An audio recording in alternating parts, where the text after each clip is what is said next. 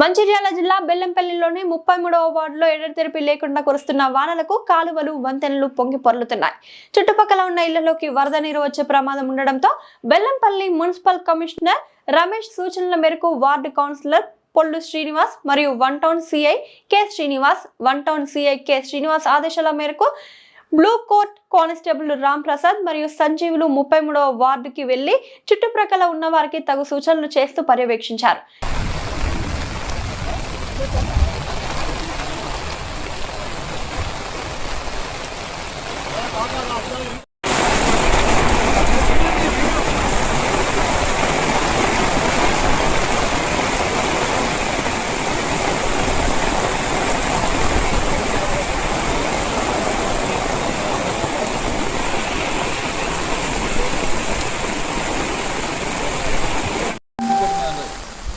రామ్ ప్రసాద్ సంజీవ్ ఉంటారు కావాలండి అదే